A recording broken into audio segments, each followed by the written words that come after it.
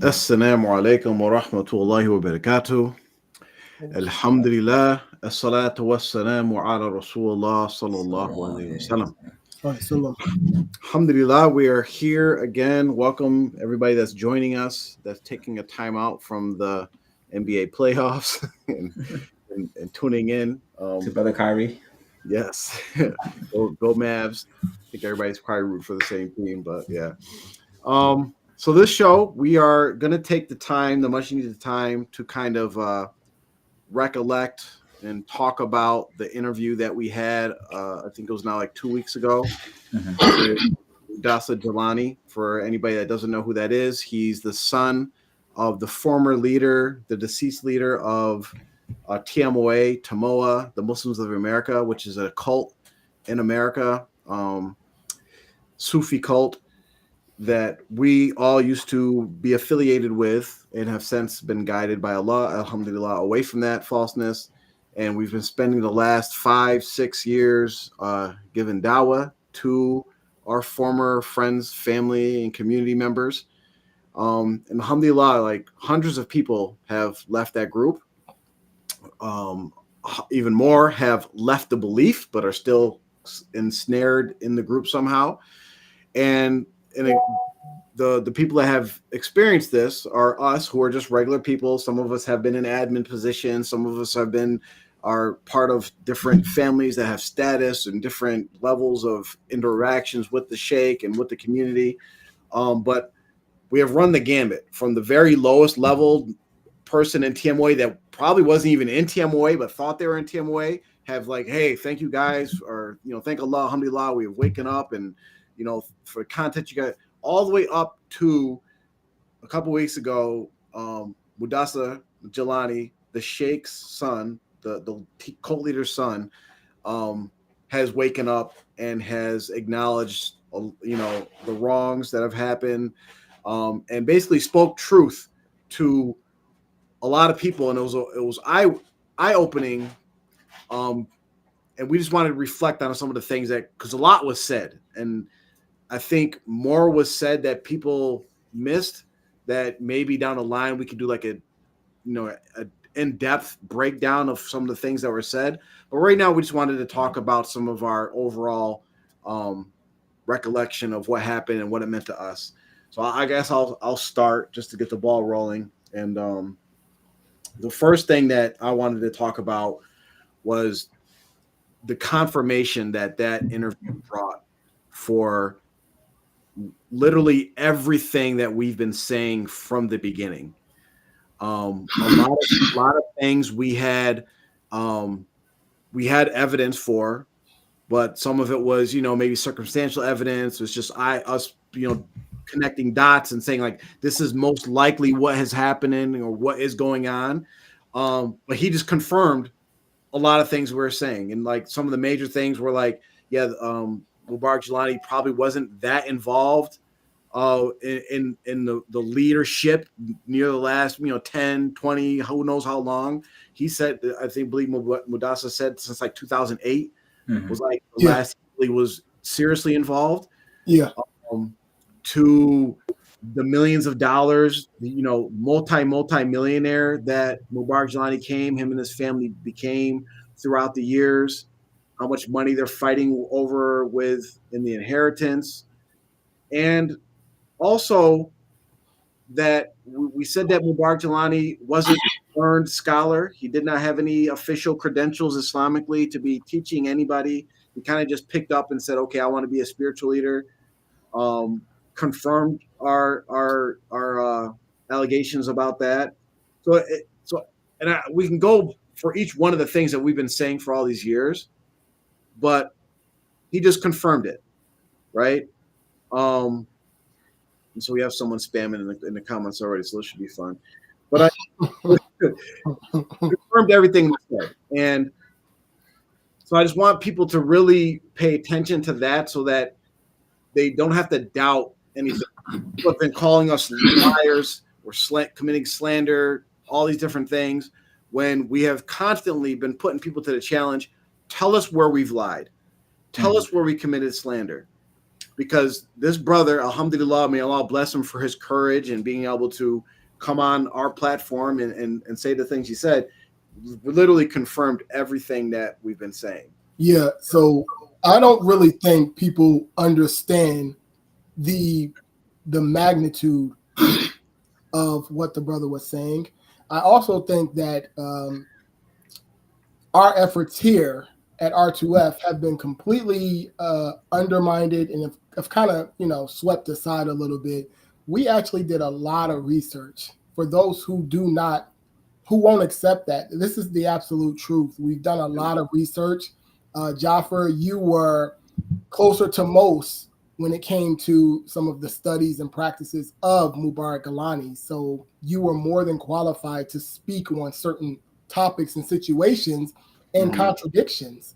Umar, your family, you lived over there. Your Umi lived over there, practically lived over there. I'm actually close with your family, not extremely close, but I'm close enough to know what was going on. I myself have done a lot of traveling, basically state to state, and I did a lot of undercover research. So for Mudassar to come out and pretty much affirm and confirm a lot of the information that we have been trying to convey to everyone was it was a big deal. It was a big deal. Still currently to this day, right now, a couple weeks later, we're still getting messages. I'm still getting messages and people contacting us and calling us. Someone very close to me, I'm not going to mention any names, but someone very close to me pretty much just waved the white flag. Finally, after years of battling back and forth, they just waved the white flag. They had nothing. I just, I left it there. I left the interview there, and I was like, I'll just leave this here. And, in your time, you go ahead and cover that. When they covered it, they came back and we had a real legit conversation. It was pleasant. It was a few hour-long conversation, and it was satisfying to say the least, because at the end of the day, we care. We care about people that we love. I think all of us, we want to go to paradise. I don't know who wants to go to hell. You know what I mean? I don't think anybody's right to go to hell. So, it was just the magnitude of it was massive. Yeah, I agree with everything who said. And really, for me, just for Mudassar to really give a breakdown into the whole family dynamic, right? Because a lot of people will think, obviously, Dr. mentioned, Mubarak Gillani is this like spiritually successor. He studied under it, so and so. No. His father was just a layman who studied on his own, and found some things he believed in. He didn't really, go and seek knowledge from scholars. But then before that, his grandfather, he was just an average guy. Wasn't even very religious. Didn't really pray. He was like Muhammad Qasim. Like he didn't like, he was just out here doing his own thing. A lot of it really just like, it kind of reinforced things that I've heard from my own mother, because she was around when they were growing up. So how the dynamic was, how they're like, hey, they were all just like, hey, they're the stuff that people in Samoa had to do, like no movies, no jeans, you can't do this, can't do that, can't go out. Jelani's kids did all that stuff. So it really reinforced like, hey, like he wasn't aware of how bad it was in the community until he was a part of it. Because they're in the community as the kids of the cult leader, but they're not in the community. So when he went to Canada and saw, this is how they're living, this is where the money goes, it's like, oh, this is terrible. And it really like, hey, like you could be his kids, but they're not part of the community. Like Noor and a little girl and all of them, they're visitors. They're gonna come and say, "Oh, look at all the niggers!" Like that's cool, but they're gonna go back to Pakistan and have a great time and be rich and stuff. It's not. You can kind of equate it to like imagining like someone like Paris Hilton going to like a Hilton hotel. Right, like, yeah, this is where my money comes from. Oh, hi people, and then collecting her check and going on away, and not even staying at a Hilton, probably going staying at the better hotel somewhere else. You know what I mean? But sweet.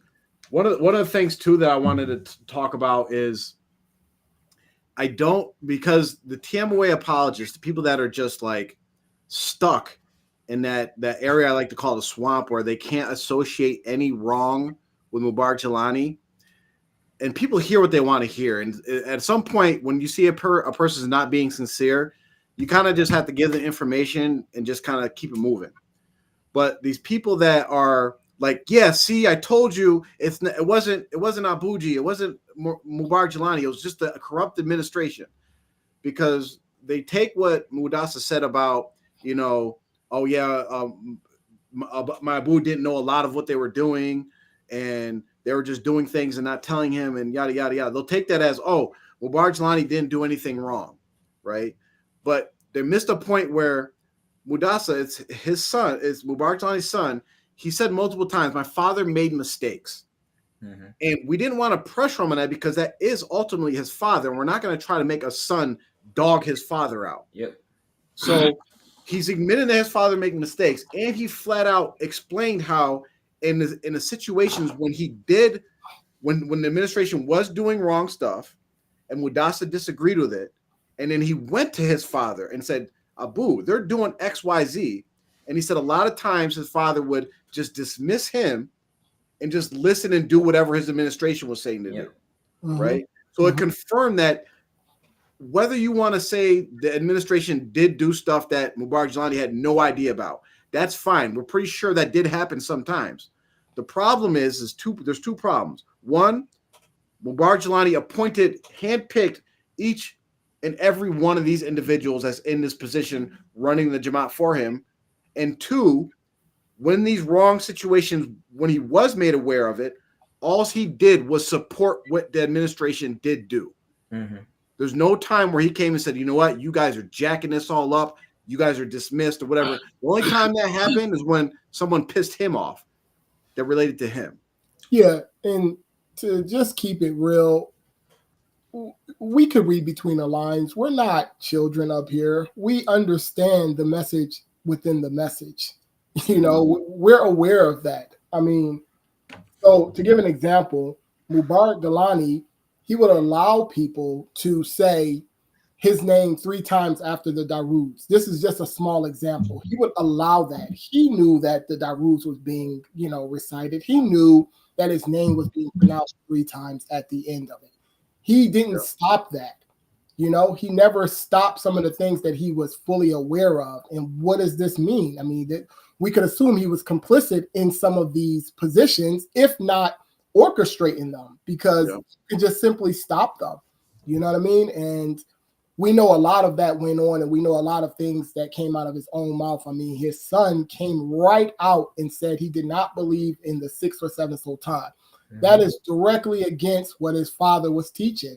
Yep. So, I mean, again, like you said, Jaffer, we wasn't trying to drag him or drag his father. We was trying to be as respectful as we could. I thought it was a very pleasant interview. I liked it. I thought we were able to, each take our turns. He spoke the most.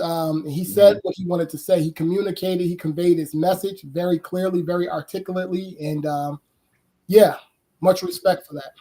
Yep, he ultimately did a great job of just highlighting that, yes, my thought, because people in Tamoa, whether they believe it or not, they do believe Gillani to be this mythical figure, godly essence figure, who's infallible, right? Like, oh, Rashid, if you think he's wrong, you're wrong. No, but also said, my father is human. He made mistakes. He was old, and his mistakes was that, listen, the people he had in charge were not fit to actually be in charge. But again, I always go back to, hey, listen, before K2 and Ahmed and Noor got in charge, he groomed them to be in charge. These are the people that he molded and trained to be in charge. Those are his admins. Those are his administration. So since they were kids growing up in the community, hey, listen, you guys got under my wing. I'm gonna train y'all to be this, that, third, and here they are now. So ultimately, those are his students, his top students. Even though, as Yafar once told me about K2, listen, you are a parrot. You don't say anything. But besides that, again, he's parroting what Gillani said. So the blame still does ultimately fall on the parent of the organization. He trained them. He put them in place in charge and said, hey, you guys are, whatever you do is on my behalf. And that's just how it works. I'm sorry. And let's not forget that, all that administrative stuff, that how they wrong people, how they treat people, bad, they transgress them, and all these different things that happen on inside the community that can happen really in any community, even if they are following the Quran and Sunnah. You can have bad leaders that transgress to people and don't treat them right and don't look after their needs. You could have that in a community that does their best to follow the crown and sooner, right? You just have bad people in bad positions. The most important thing and the most important issue is the fact about this whole 7 sultan concept, because that's shirk, right? Whether admin let you and your kid get beat up and kicked you off the land because you were late on rent or whatever, and those are issues because those are rights as Muslims. But the biggest issue, even if they were treating everybody perfect and it was, rainbows and flowers and cupcakes and Skittles falling out of the sky, right? The fact that the core belief system is the 7th sultan, which is shirk, is that was something that was directly taught and claimed by Mubarak Gillani. That's the biggest issue. Okay, so you cannot dodge that issue. And so no matter where you fall on admin versus Mubarak Gillani, that's the biggest issue. And we're hoping that what the things that he was saying about him never believing in it, not only not believing in it, he was never even taught it by his father, right? He never was even taught it. He didn't learn about it till he got over here. It should be a big sign for everybody. Like, wait a minute, he didn't teach his own son this stuff, right? So just wake up to that. So the counter argument. So I've gotten a few messages off the sideline or some pushback. The counter argument to what you just said, Jaffer, is during Mudassar's younger years, he was rebelling against his father. I mean, they just come up with the wildest stuff. He's rebelling against his father. And that's one of the reasons why his father didn't really teach him some of that stuff, because he was kind of like a rebel type of kid. And you kind of see that coming out right now in his older age. Now he's this rebel. He's pushing back and he's trying to, it's like, it's amazing. The word solid, the misdirection, the deflection, anything but to hold the person accountable who needs to be held accountable. Well, when you look at, and these people are so desperate that they will develop a lie just on the spot.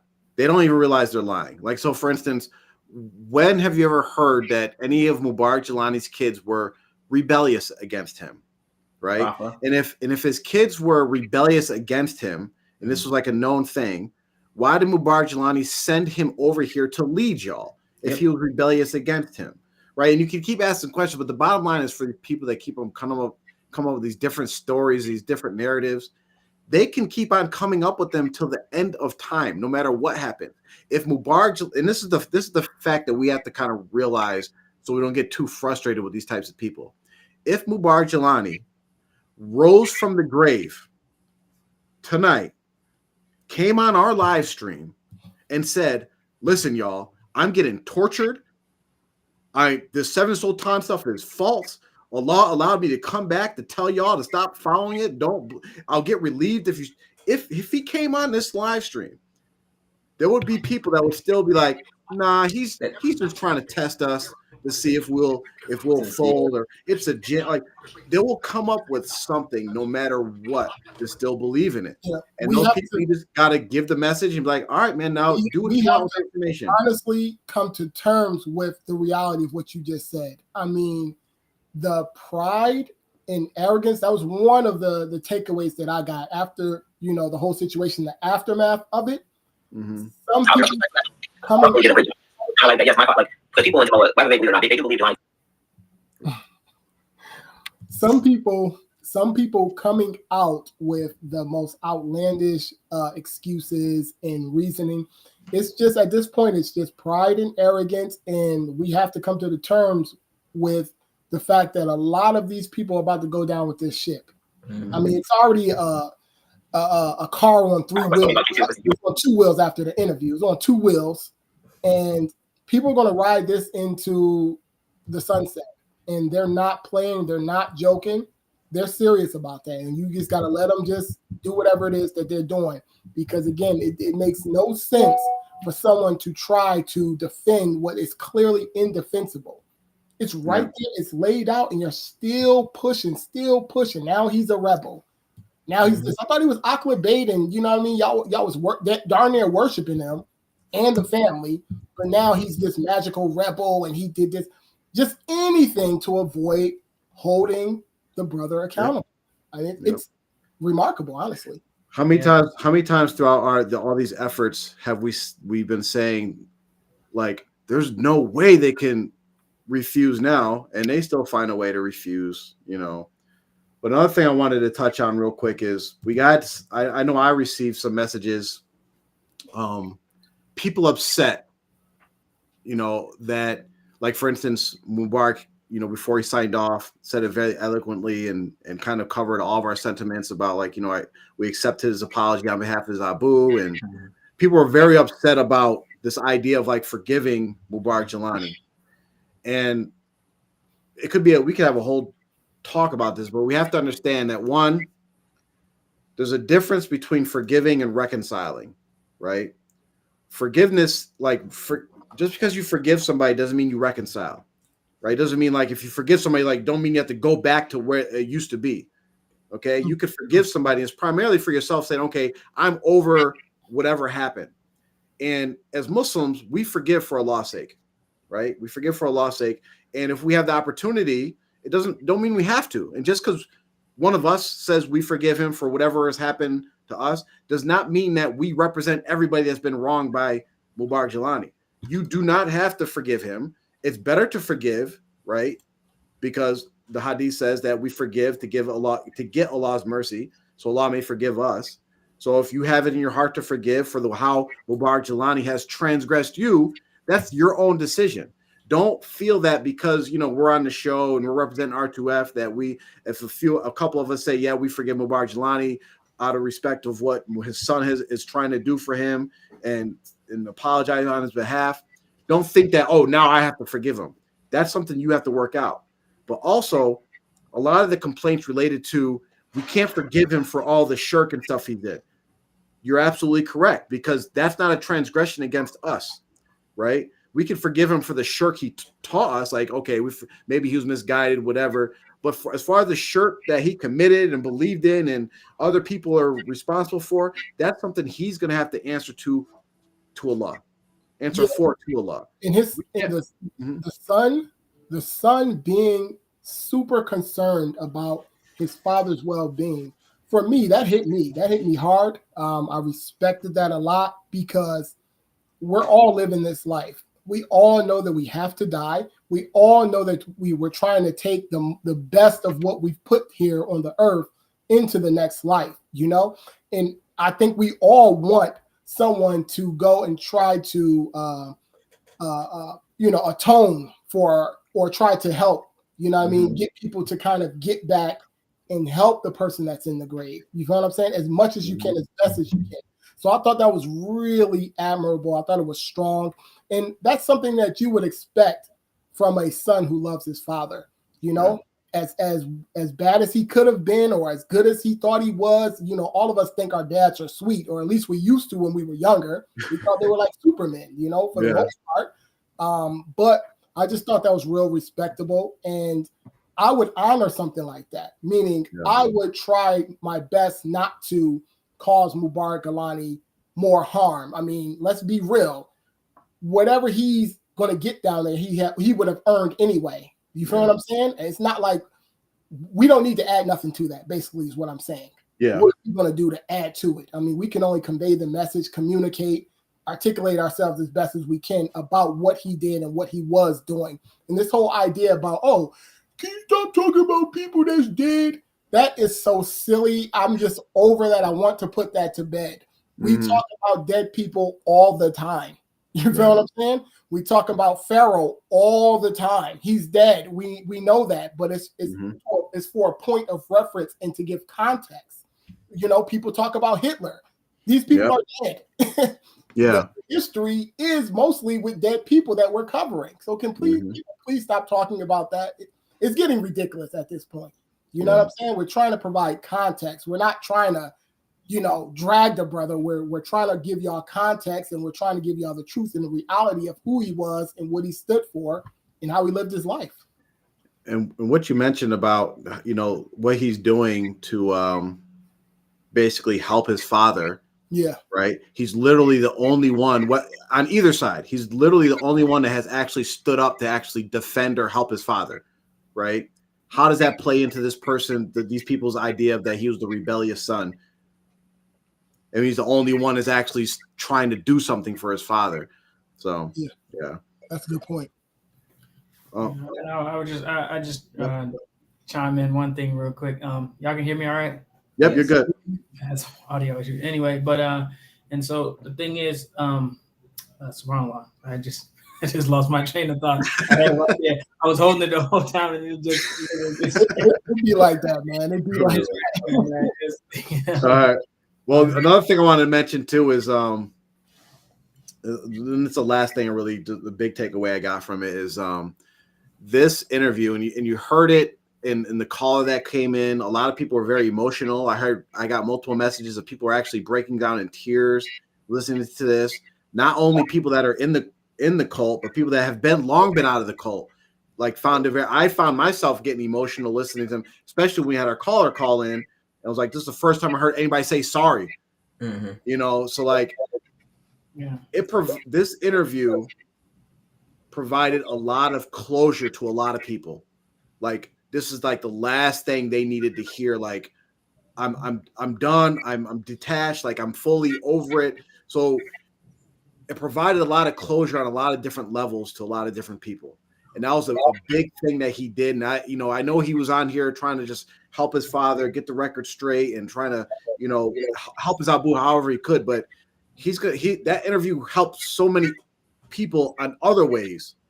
You know what I mean? That, guiding them away from the falsehood, closing the door. You had so many people that were like on the fence, right? And as soon as they heard that interview, they were like, yeah, I'm done. I'm done. It's over. I'm done. That was like a lot of the message. I'm done. I'm done. I'm done. You know what I'm saying? So, and the last thing I want to mention, just to the people that are still stuck on this stuff, let it go. Just let it go. Wake up. What are you holding on to right now? What are you exactly holding on to? Do you really think that this dysfunctional, decrepit idea of a community is going to get you into paradise?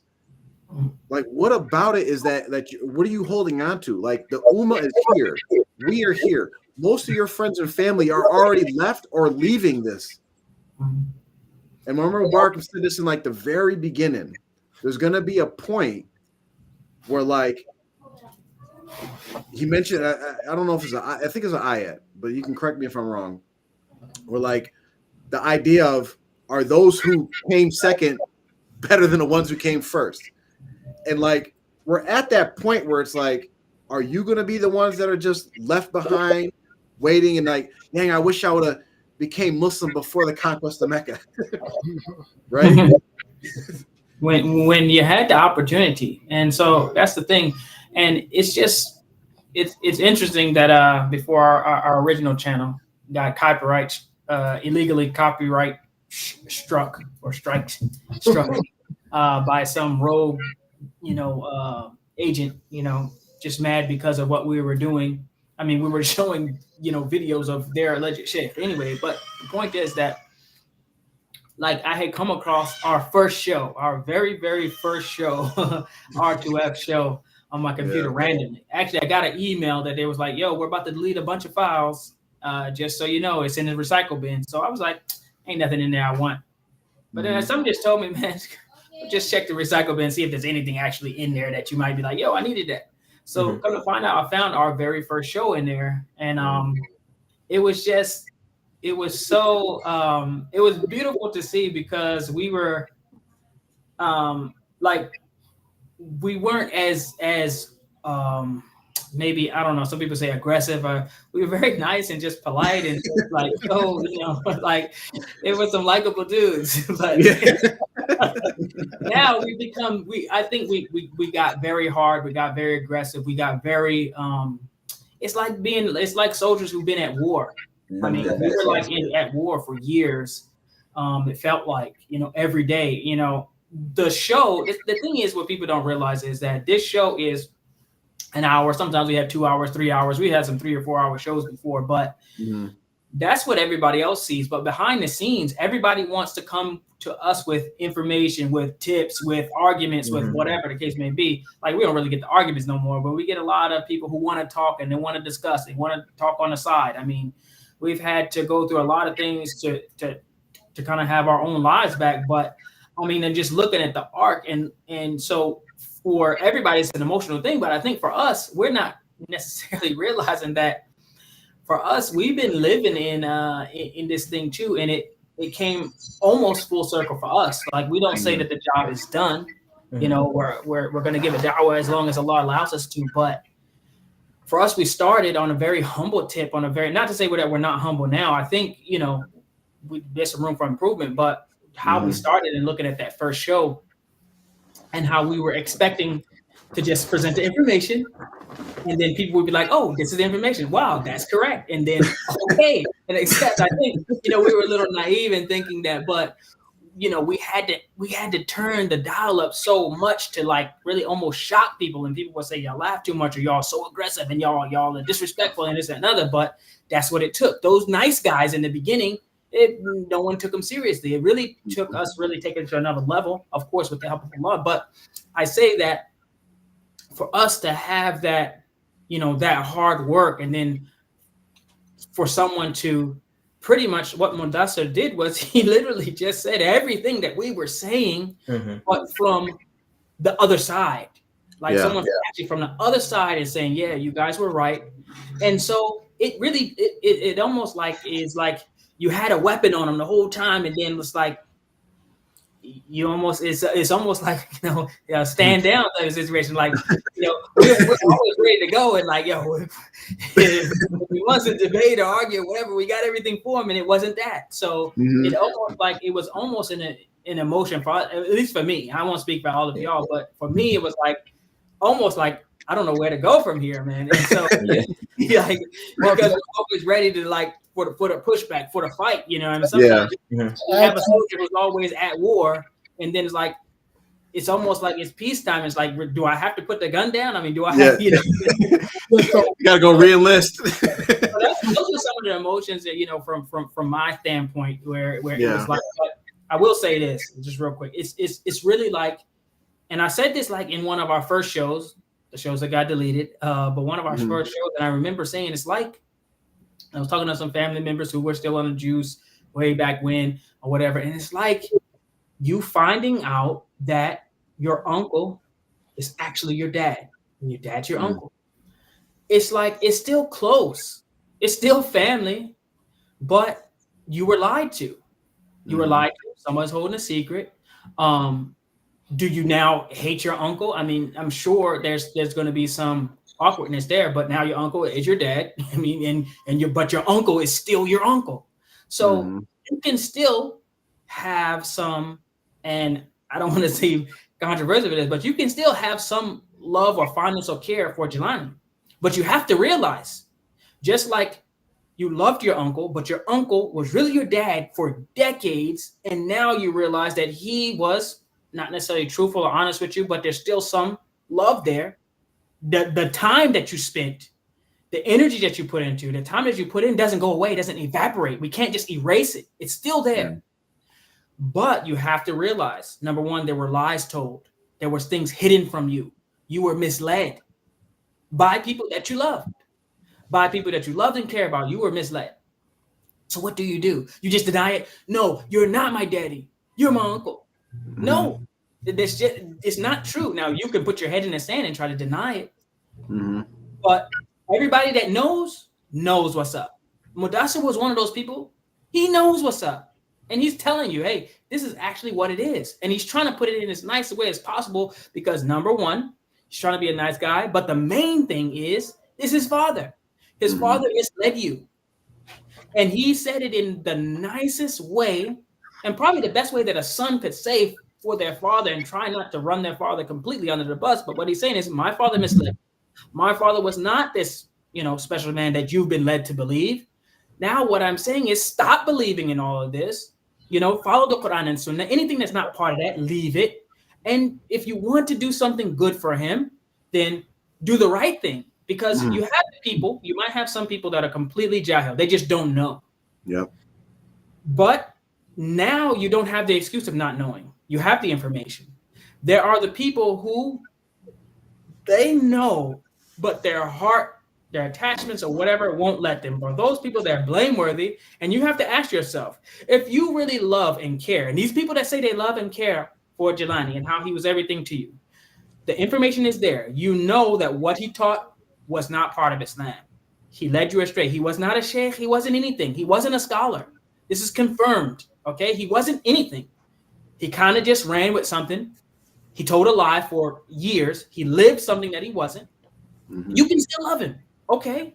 But if you do love him, what you will do is you will now do the right thing. You will say, hey, listen, my sheikh, my abuji, or whoever you want to call him, he did some things that were not right. They weren't according to Islam. But because you love him, you're going to not follow the things that he taught you, but you're going to actually follow the Quran and the Sunnah only. And that will help him, because for every misguidance that you follow, it's not just you that will be punished, but because he led you to it, because he was the one who directed you to the wrong things, he will get it. So do you really love him, or you just love yourself? You just love being right. The information is there. It's been proven that he was wrong. Still love him if you want to. I mean, some of these people, they're his children and they're his ex-wives, and all these people still love him. We can't take that away. But if you do love him, you will stop following the misguidance, and you will tell other people to stop if you loved him. For instance, just think about this, and I'll leave it here. If every time, think of a loved one, a father, a son, a brother, or someone, and every time, if you thought of every time someone said, if he said, you know what, I graduated from Duke University. If every time someone said, Uncle so-and-so graduated from Duke University, he got like an electric shock somewhere, right? Your child, every time he got like a little shock or whatever. And every time, like, you could see him, every time, he's just, hurting. You would be like, he didn't graduate. He didn't graduate. All right, just let him be. This is what's going on. This is the type of thing that you're doing, because he's going to have to answer for every time. Every time someone does some innovation, every time someone does sujood to his grave, every time someone donates or adds to or builds on to the shrine that they're building over top of his grave, every time someone, foregoes going to Hajj or Umrah to go visit Pakistan, or many other. Think of all the innovations. Every time someone makes tawaf around that Baytullah, the masjid with the alleged miracle, every time someone does any of these things, imagine him getting some sort of electric shock or some sort of punishment, because this is what happens to people who innovate in the religion. They get a punishment, and then they get a duplicate punishment for everything that everyone else does. If you love your sheikh, if you love him, call him whatever you want. Tell people to stop doing the things that he taught that were against Islam, if you love him. And this showed that Mudassar loves his father, because what did he do? He told people, hey, listen, stop doing all this stuff. He was a man like everybody else. He told about his life, but he said, if you want to help him, do the right thing. And I agree. It's just just reminds me of how big of what he did was, because we had to come out of the cult mindset, right? We're in a cult. We have the cult mindset, our parents or whatever, right? So we had to go through those struggles. So he went through those same struggles with but his father's the leader. So it's even harder to come out of that. But then even some of the stuff he was saying, like, he came out of the cultural, like, innovations and stuff, because he was talking about even like the death celebrations they're doing. Like, that's a thing in Pakistan. Like, when I heard him say that, I was like, oh, he's really he's really on it now. He's really like, I'm following the Quran and Sunnah. That's it. That's a big thing. If anybody has any questions or wants to chime in, please do it now. Mubarak, did you want to cover that video? I have it queued up if you wanted to go over that. Or we could. Which the medium? Yeah. Oh yeah. Yeah. I mean, we could cover it if you have time. I thought I don't know. I missed the first part of the show. I was trying to catch up, but I didn't know if we covered everything. Then that's well, we have one person that we could someone could address it.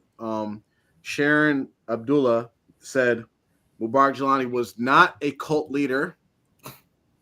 He was just trying to help us and guide us. I mean, yeah, sure. He was trying to guide you, but he guided you the wrong path. If someone says, "Hey, listen, where is freaking McDonald's?"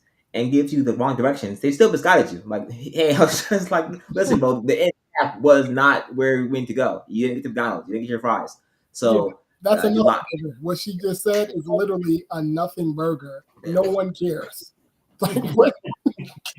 Yeah, a lot. Look, because okay, she said he was not a cult leader, so that almost will get you down the road of trying to talk about a cult. Forget about whether it's a cult or not. Mm-hmm. He tried to help us and guide us. I would see Sharon Abdullah.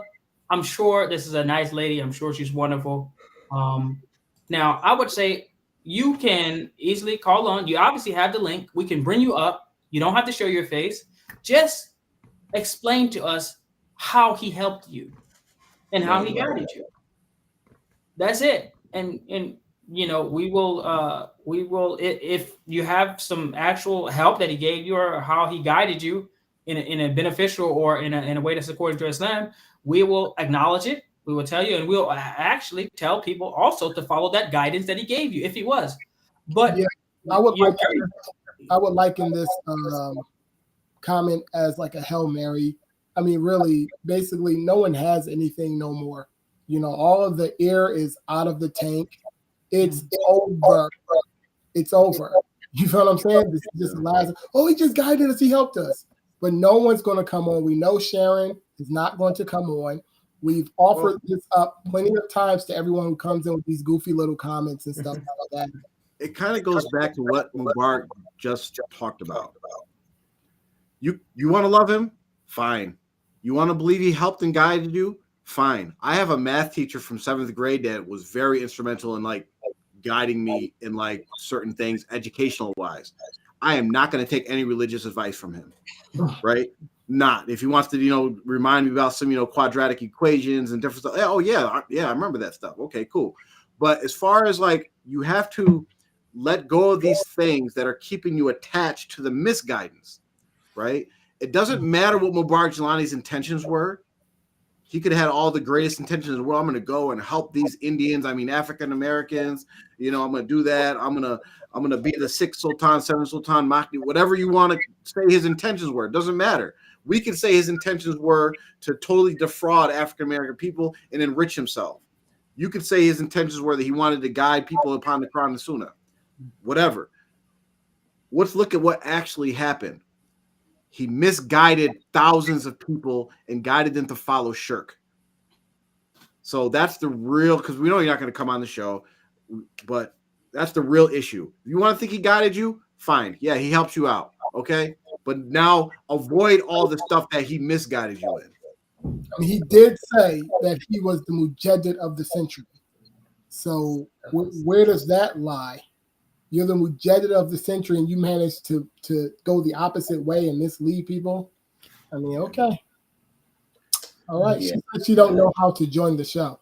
We can send you the link. But the link is right there. So if you have a computer or a cell phone, click this link. I'll post it again. Where's it at?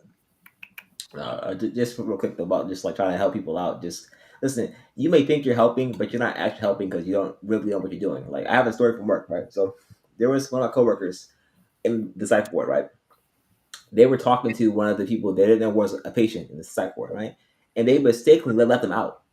They're not supposed to get out the psych ward, so they had to shut down the whole psych ward because one of my coworkers let the person out. Like, what are you doing? I thought he was trying to go. I thought he was trying to get out. It's like, bro, you're not supposed to let them out the psych ward, bro. What are you doing? So you try to help people out. Isn't always the best way to do things. All right. Sometimes, but if you don't know better, leave it alone. Yeah, and it's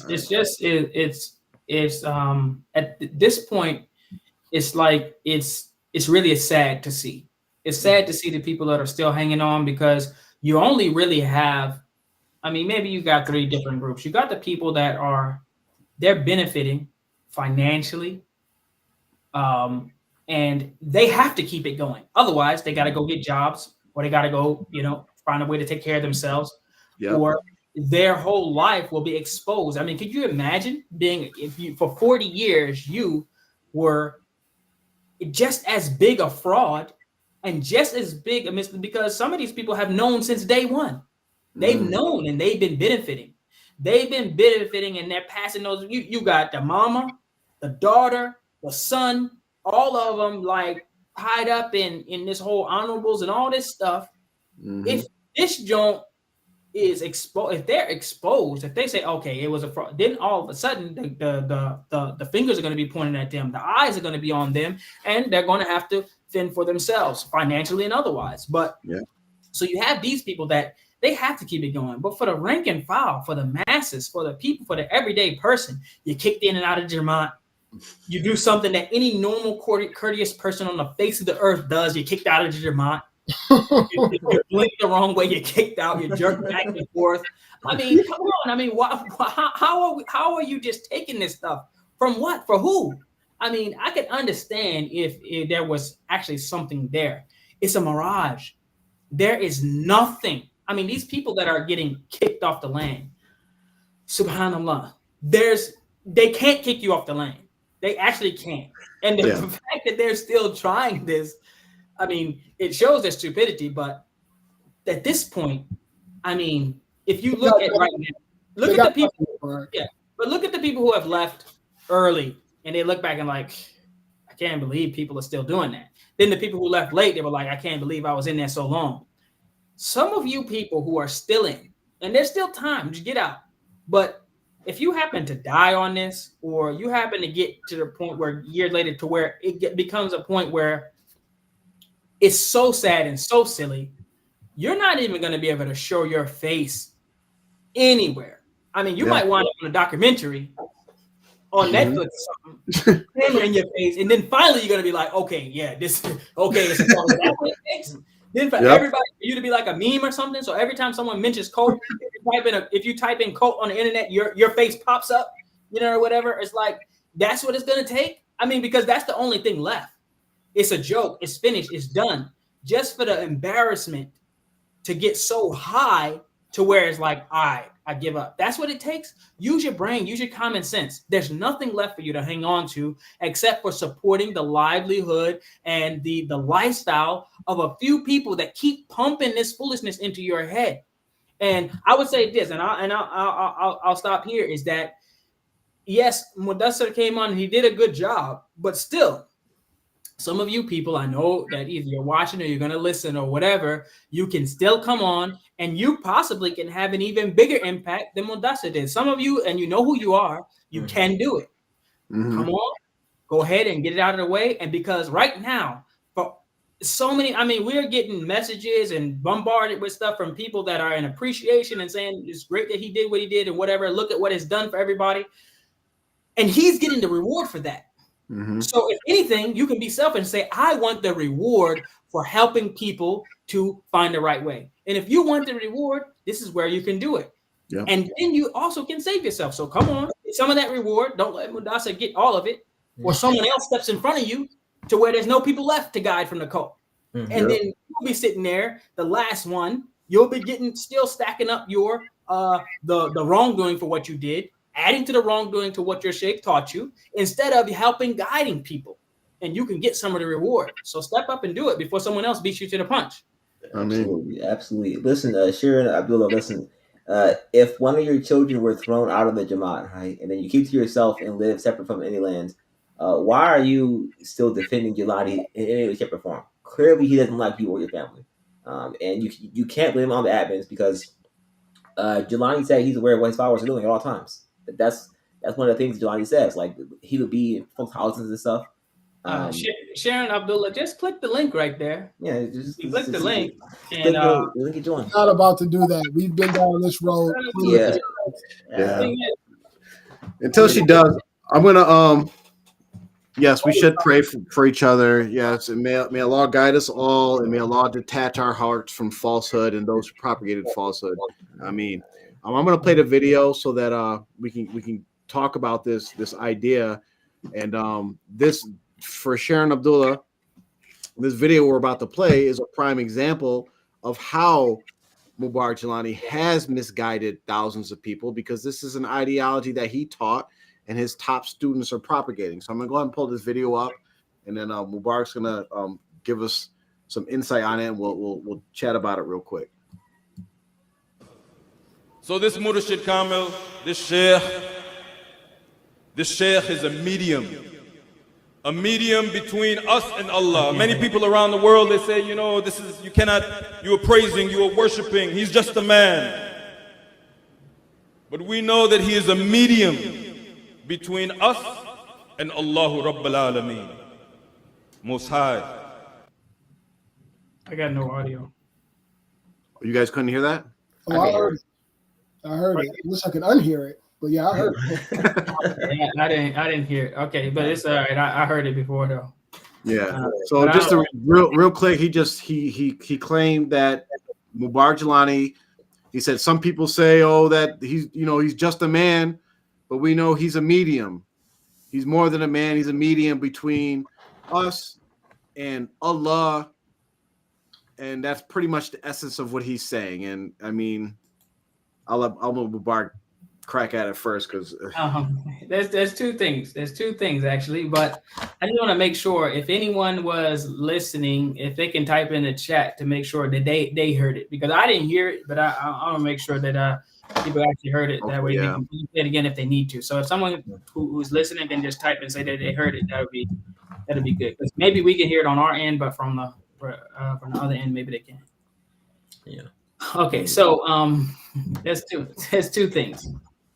So, and I wish, this is why I wish we could get one of them on to explain this, because you really only need two ayahs to dispel their medium claim. So, Sorry.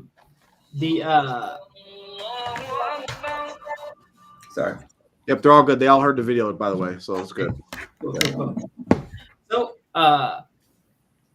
so in Surah Al-Zumar, okay, ayah number 3, third ayah of Surah Al-Zumar. So 39, verse 3. And I'm not going to go into the tafsir, but just the ayah alone will help you.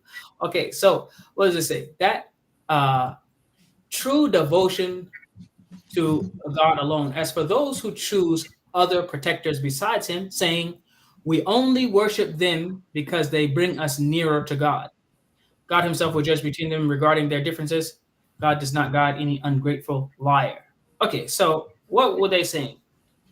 We only worship these other gods because it's not that we worship them so that in place of Allah, but we worship them so that they can bring us nearer to Allah. So they are a way to bring us closer. So we go through them, and then they bring us closer to Allah. This is their excuse. Okay? So now I can hear what they're going to say.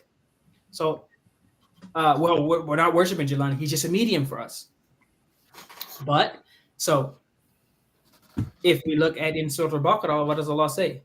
وَإِذَا سَأَلَكَ عِبَادِي عَنِّي فَإِنِّي قَرِيبٌ. That when my servants ask about me, فَإِنِّي قَرِيبٌ, I'm already close. And Allah is saying that he's already there. And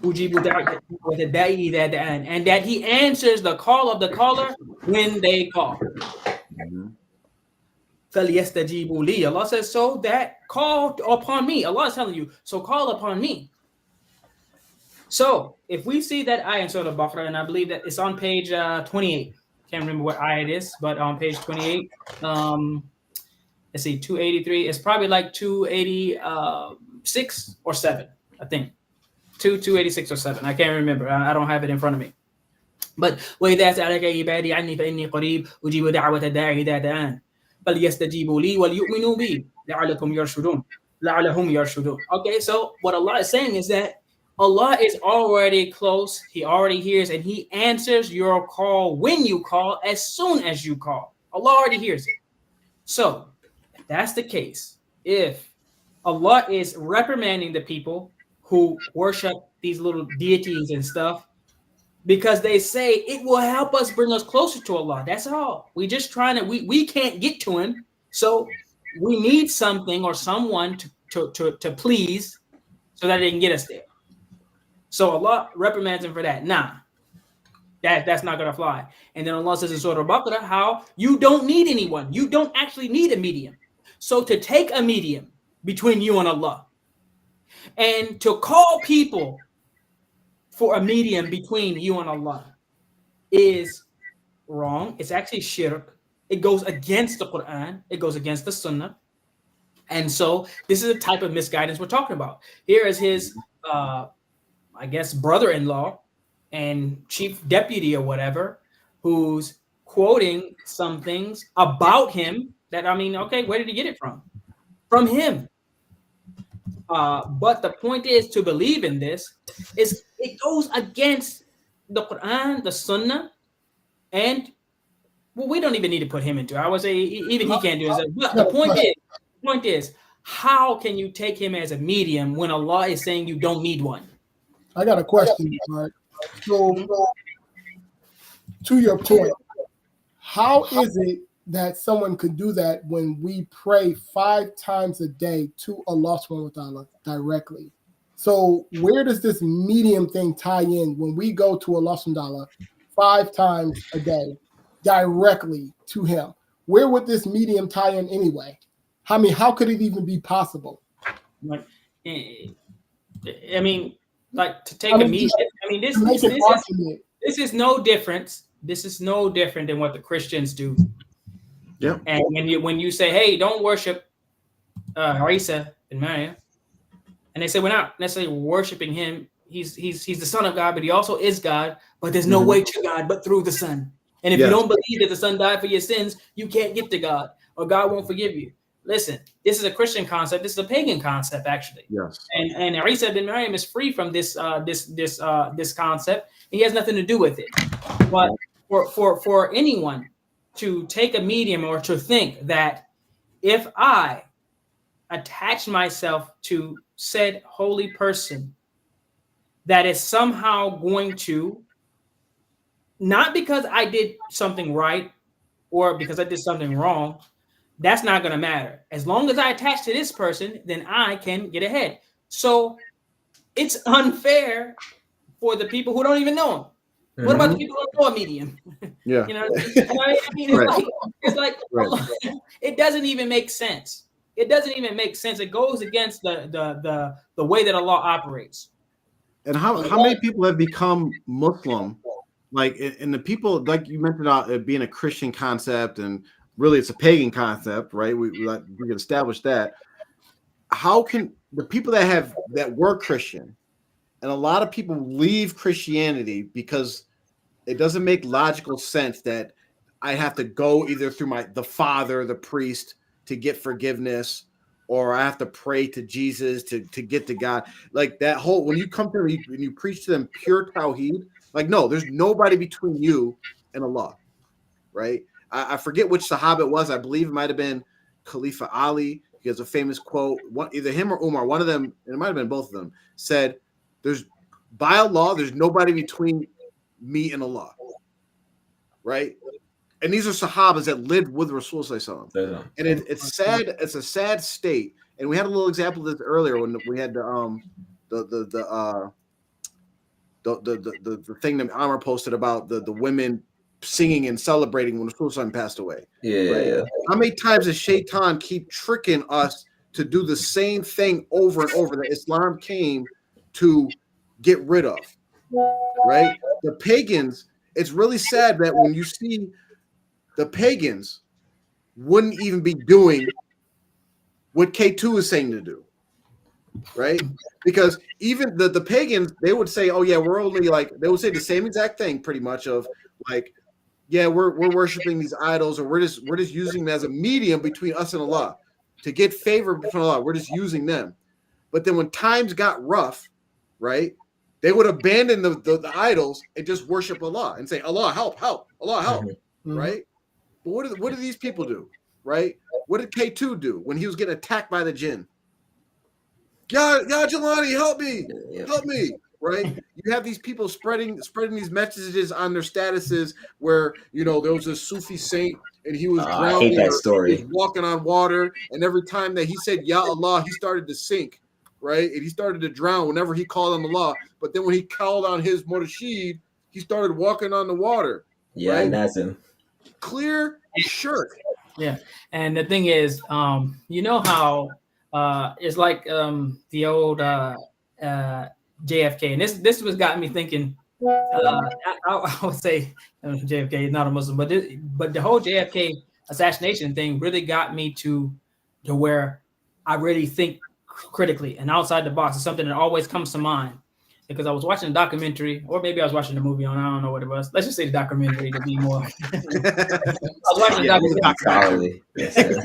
And the guy was like, you know, everybody's, you know, arguing about, you know, who shot him. You know, was it Lee Harvey Oswald? Was this, that, another? And he said, but y'all worried about who shot him. But what you need to want to know is why.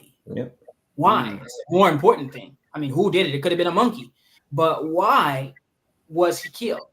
And so my question for the people is, okay, he's sitting up there saying that Gillani is actually a medium. He's a medium for us. And what he actually means is he's a medium for you. That's the message. He's there for us. But you need to know that he's a medium for you. So how do you connect to this medium? Through him. Through him. So what's the benefit? Who benefits here? Because there's billions of Muslims in the world. 99.99999999999% of them have no medium. They do not have this medium. But you, somewhere in the backwoods of some state, this medium is just for you. What's the benefit when no one else needs one?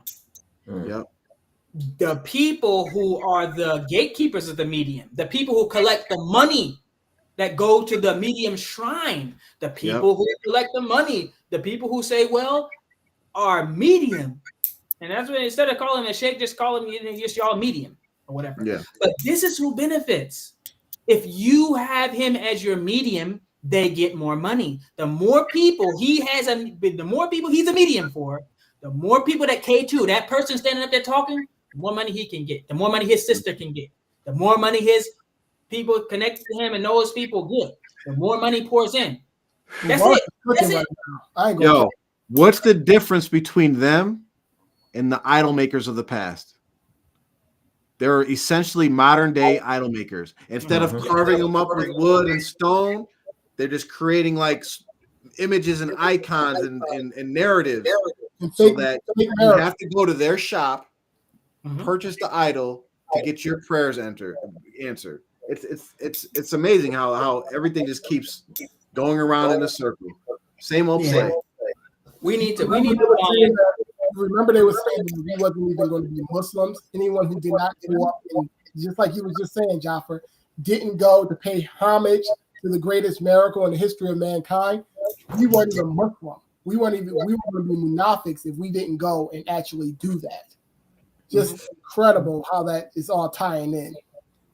Yeah, I mean it's all of it. Like, listen, the $250,000, $100,000 shrine that they're building or whatever. I mean, the medium shrine. Now tell me, if a person has the ability to be a medium between you and your Lord, what do they need a shrine for? Right. Like, what's the point? I mean, is a law only in Pakistan somewhere? You gotta take a connecting flight or whatever. I mean, this joint is like all of it is geared towards you supporting their lifestyle. Yes. It's tried and true. It works every time. As soon as you stop paying money, you're out of here. You're out of here. The whole thing. Your medium, and you don't have access to your medium anymore. You don't have access to your idol anymore. Right. So if this concept was really true, right? Logically, like if you didn't know any Quran and Sunnah, right? Obviously, like if I just became Muslim and someone was teaching me this, then I would say, well, I guess I choose Rasul as my medium. That would be the only one, right? Why would I go to any of these derelicts over here? I can go right to Rasul something. He'll be my medium. And then you start studying. It's like, when did Rasul ever like make his service to Muslims contingent on like you giving him money? Absolutely. I know from his life that never happened, right? And how did he become a medium? I mean, did he take some sort of course? I mean, he did the course and paid the fee. He put his application in. You know, they were like a little badge thing. They get online. Oh yeah, you got to He got a 2-year medium license now. Yeah. He's Redo it 2 certified. years. You gotta get your What are you CPE doing? credits, I your mean, medium credits, training credits. Y'all not even trying. How did he become a medium? Okay, Yeah. then he's your medium now. All right, you got yourself a medium. Great. How do you contact this medium? What does he do for you? What do you do? I mean, does he have a 1-800 number? I mean, do you go somewhere specific? Do you get any feedback?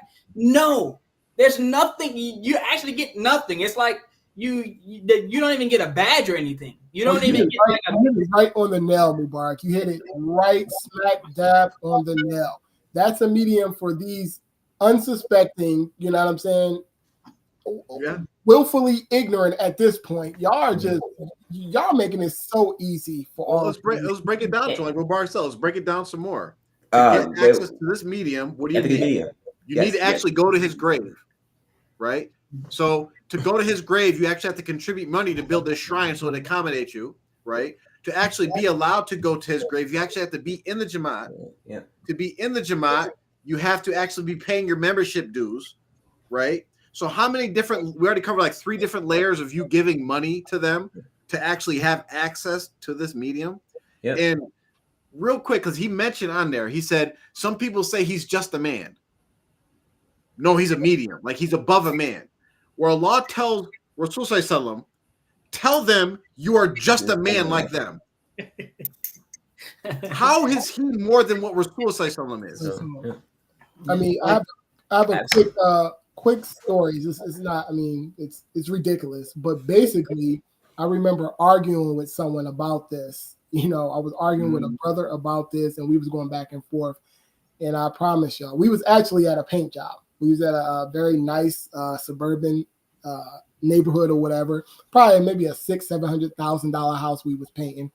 And this brother got so upset with me that I was just saying, well, you know, Mubarak Gillani is just a man. What?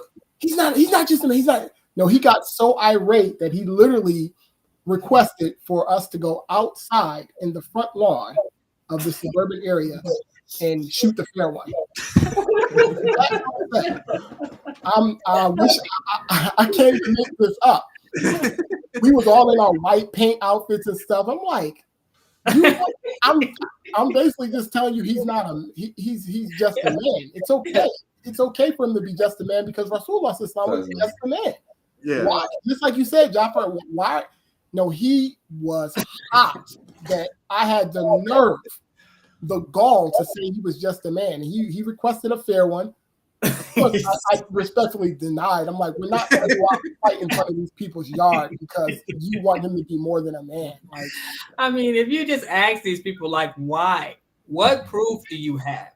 There's zero. I'm talking about nothing. I mean, everything he did was the same thing that people like him do. There was nothing even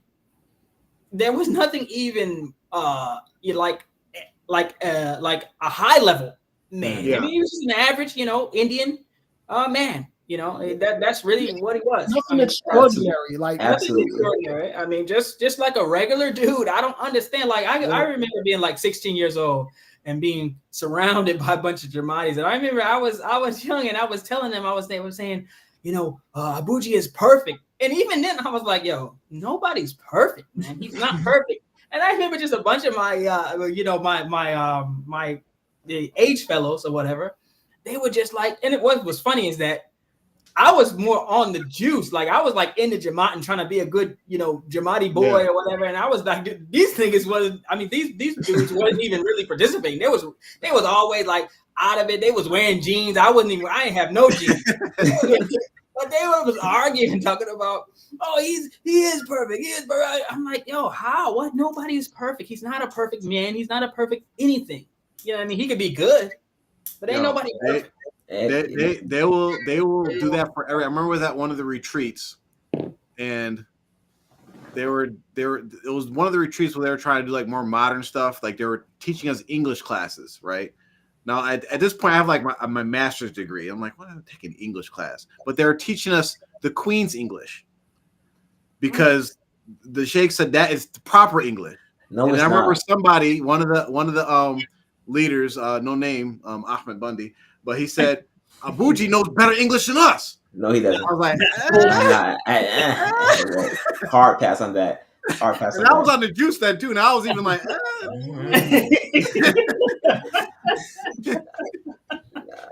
I wouldn't take that one. I gotta yo, you gotta be on the juice so hard to even say that, yo. I'm like, out loud.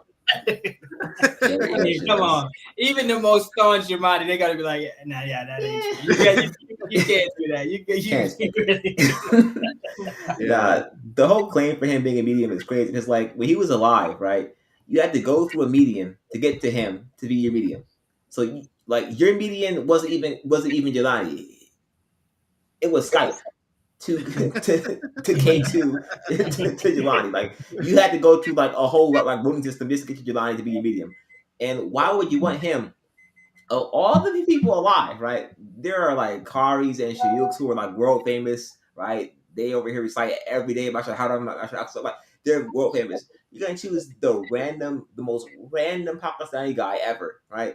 Not even really that well known in the Pakistani realm. Like, that's who you choose to be your medium. But of all people, there's just no way I would choose him to be my medium. I'm sorry. Like, there's a million better candidates. Yeah, let's just as far as the medium thing, just to put a nice little bow on it. For all the people, listen, he's not a medium, and to claim to believe he's a medium is as a concept that's outside of Islam. It's not part of Islam. And if you believe he is a medium, you have gone against what Allah said. And Allah says you can call him directly, and you can ask him directly. He hears what you're saying. He answers your call when you call him immediately. So you don't need a medium. And if you believe he's a medium, this is outside of Islam, re-enter Islam, retake your shahada. And anybody who talks about a medium or whatever, tell them this is not part of Islam. And for those people who do want to still believe it, here goes your test. Try to contact this medium or whatever. Ask anyone who believes in this medium or whatever, what benefit you can get. But do one thing. Don't pay any money at all for anything. And see if you get any access to this medium. That's all I'm asking. Because the medium, he shouldn't need money. I mean, the medium needs money. You got to put quarter in the machine or something. I mean, what is this? You should not have to pay any money for the medium. Now, imagine the president of the United States coming to you and saying, "Listen, you need anything? Just here's my direct cell phone number. Call me, text me." And you respond and say, "Nah, I'm going to ask this guy over here to ask you." It doesn't make any sense. Real quick, I want to address some of the things that Sharon Abdullah was saying in the comments because we can't let it just be said. And I'm sure, let me just say this. I'm sure I almost want to say I think I know who this is, but I'm sure Sharon Abdullah is a really nice lady. She seems really nice, and I feel like, I wish she would have came on the show, but maybe next time. But it seems like her heart is in the right place. But Sharon Abdullah, he made sure that we learned how to read Arabic. I'm gonna try to say this in a nice way. He himself did not know how to read Arabic. So maybe he made sure you learned how to read Arabic, but how? He didn't teach you. Well, hold on. Let me think about this, because I know that we went to retreat. Sometimes they would have the Arabic little classes at the retreat. They did have that. So, hey, maybe we can give Sharon Abdullah. Yeah, I don't want to like go like I want to address like the major things she's saying wrong, because okay, you want to associate him with y'all learning Arabic. That is one thing that the Jamaat is keen on. If you want to give him credit for it, that's fine. But you go to other communities, a lot of communities don't focus on reading Quran and stuff as much as the Jamaat has done. Which I disagree. I disagree. If you come to Nashville, if you come to my city, and listen, these boys at these masajid, they will whoop any TMOA boy in the hufal they got, the readers they got, the reciters they got, men, women, children. No. Every masjid has a program that they doing. No. They pump them out. I know ours here, and in some of the places in Philly, I know they focus on, like, they know the deen, they know that Akida and all that, but a lot of them like don't focus on Quran. So like it's probably different, but either way, whatever. You want to associate it with Burger Arabic, fine. But the thing about, like, one thing she mentioned is we love Allah and His Rasul. Okay, if you're saying we in context of like you're considering yourself talking about like TMOA loves Allah and Rasul, I would disagree, and we could approve that you actually don't. You may feel that emotion, but Allah tells us in the Quran that if we want to love Allah and love Rasul, then we follow His way. We follow Him and we obey Him. And you cannot do things that go directly against the Quran and the Sunnah and then say, I love Allah and Rasul. For instance, you may celebrate the Milad and think that you're loving Rasul, but Rasul never told you to do that. Yep. Right? You may think that making tawaf around the shrine is showing love for Rasul. Rasul never taught that. You even give examples when you say there was also the Dalal al-Khair, what you're talking about, and certain du'as that Mubarak Gillani taught y'all to do. The Dalal al-Khair is total innovation, bid'ah, and his last fabrications in it. Right? That's right there. He taught y'all, and y'all doing this, reading this. Some people in the Jamaat read it more than in the Quran. They abandon the Quran to read the Dalal, and they're reading fabrications. So, in the ayats of protection, you're probably talking about like the Manzil and all these different little programs and different things he's telling y'all to read, which are mostly innovations. So these are the things that we see that your heart's probably in the right place and you're getting to the right direction, but you're still holding on to some of these false narratives. And people, like you mentioned, that you are like on your own, you're not really inside the community like that. It's people like you, and I hope you don't get offended, it's people like you that end up holding on to this stuff the hardest for some reason. I don't know why, but you do, right? You have to let it go. All these ideas, this nostalgia, and all these great ideas you have about TMOA, Mubarak Gillani, and all the things that you got from it, it's all fake. It's all part of the cult narrative that was put on you, right? We have some of this stuff in us as being just Americans. We're growing up, we're like, yeah, Christopher Columbus, 1492, discovered these. That's like what you've been taught in the cult. Mubarak Gillani taught us how to read, how to love Allah and Rasul Sallallahu. This stuff is all false. Let it go. Connect with the Ummah. And as Mubarak said, like mentioned, like you go to any of these masjids, I'm pretty sure if you go to your local masjid, all these ideas that you have about all the good that TMOA did and all, or that Mubarak Gillani did and how great TMOA is, you'll probably see like 90% of those dispelled as soon as you interact with another community. I mean, very well said. And I just want to highlight just real quickly. Listen, as Muslims, you have to try to. You can love someone, right? And you can feel in your heart that listen, they're good for you, or they're someone that I love deeply and sincerely, right? But you have to be careful of not venerating these people above a higher status, right? And during the time of the Sahaba, when the Khalid was out rampaging the Byzantines and the Sassanids, and he was winning every battle, right? And Umar feared that if Khalid keeps winning, the Muslims will then attribute him Khalid, Saifullah, as the reason why we're winning, right? The reason why Islam is prospering because of Khalid, right? So Umar said, no, I have to remove Khalid from leadership. Because if Khalid stays in charge, eventually, I've been battling with Khalid for 40 battles now. This man has not lost one time. He's been getting shot by arrows and stuff. He's just powering through, beating people's behind, right? So when you remove that, okay, Khalid is no longer leader. Okay, Abu Ubaid is now in charge, and we're still winning. So ultimately, the things always rely upon Allah, right? There is no to bring it back. There is no medium, right? Allah is in charge, right? You don't need to go to Gillani. You don't need to go to Sheikh Nazim or whoever the hell else might be out there in the world. You can pray to Allah directly, ask Him for whatever you need. All right. Do not venerate these people above a certain status. You can love them. Cool, great. Love your brothers for the sake of Allah. That is perfectly fine. But when you get to a point where you feel like this person is going to intercede for you, or be like you're like bargaining shit into Jannah, absolutely wrong. All right. Love Gillani. Listen, if you guys still love Gillani, you may have some personal love in your heart where you felt he really did good for me and my family. Whether he did or not is up to you. Right? Cannot say for sure. But you cannot believe that this person is going to be a medium, or he's going to be this like godly figure, or no. He's just a man. As his son said, his son wants you to leave that alone. His son said, "Listen, don't call my father 6, 7 so time. He'll say he's God in human form. No, just he's a man. He made mistakes. We all do, right? Every son of Adam's a sinner. So you don't have to forgive Gillani or whatever the hell, but just stop venerating this man. Yeah, Stop. All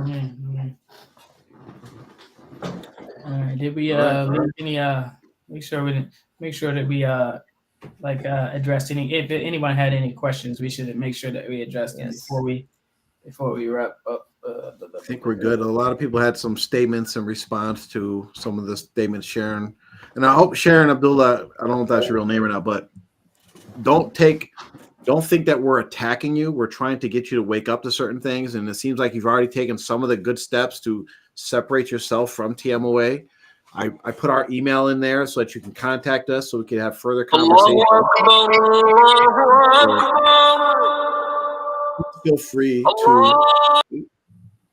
Please feel free to reach out to us. And if you want to talk to one of our sisters, that's fine as well. We can set that up as well. But there's some things you're holding on to that it would be in your best interest to get the true, like the reality of the situation in regards to those things. And most importantly, even if that's not the case, just let go of some of the false beliefs. Get rid of the shirk, get rid of the innovation, follow the Quran and Sunnah. If you're doing anything from old TMOA practices, whether it's reading certain things, putting on tahweez, or hanging up certain pictures in your wall and in your windows or whatever, go find a sheikh, even Google online, look up, make sure everything you're doing is supported by the Quran and the Sunnah before you do it. We all had to do this. I had to throw a bunch of stuff out, get rid of different books, get rid of different things, because you want to make sure that your beliefs and your practices are in line with the religion that Allah sent and was brought by Rasul Sallallahu to us, not these things that have been developed over these years by people that have been misguided, charlatans, and the root essence really all from Shaitan. All right. Just one last thing, real quick. Listen, in case you guys are just not aware, for those who tuned in late or haven't seen the show before, all right. One thing that Gillani did tell us all, right, that he guided us to, all right, to this place in Pakistan, all right, Lahut Lamakan, all right. Listen, if you haven't heard about it, all right, Lahut Lamakan is in fact in Pakistan, all right. You can visit it right here, right now. Take your first flight to Pakistan, you can go visit Lahut Lamakan. I wouldn't advise it over Hajj or somewhere. 5 a.m. Opens at 5 a.m. They have a gift shop and everything. 5 a.m. to 10 p.m. would it be a sin if any of us ever make it to Pakistan and we do stop by the gift shop just to bring something back for our show? No, if I go back to Pakistan, yo, I'm definitely going to Lahut Lamakan. We need a video on Right. That's gonna be crazy. I'm making it to Lahut Lamakan before some Jamatis do. You gotta go there. You gotta record yourself before you leave. You gotta make sure when you're ready to hit the road running. Just yell out "Shirk, Shirk!" and run. About to get honor killed.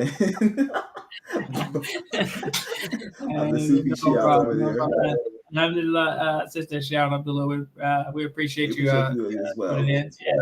Like I said, I feel like I apologize, Sharon. I feel like I was a little short with her.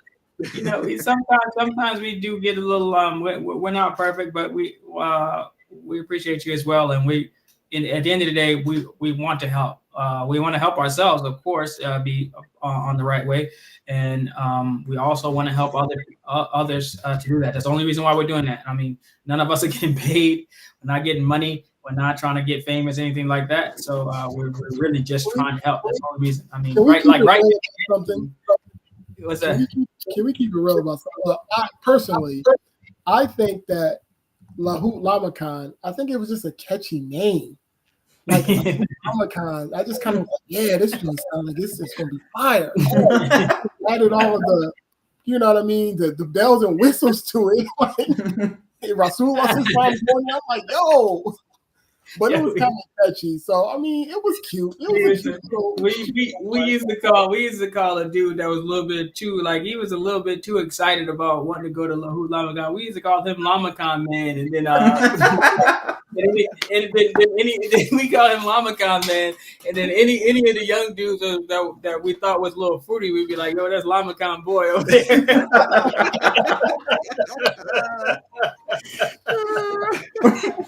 Oh man. Oh yeah, Allah. Lamakan. Wrote and sing the songs. That's crazy. Yeah, Allah. All right, you got a summary? You can close this out. Yes. Subhanallah walhamdulillah wa la ilaha illallah wallahu akbar wa la hawla wa la quwwata illa billahi al-aliyyil azim. Assalamu alaikum wa rahmatullahi wa barakatuh. Wa alaikum salam wa rahmatullah.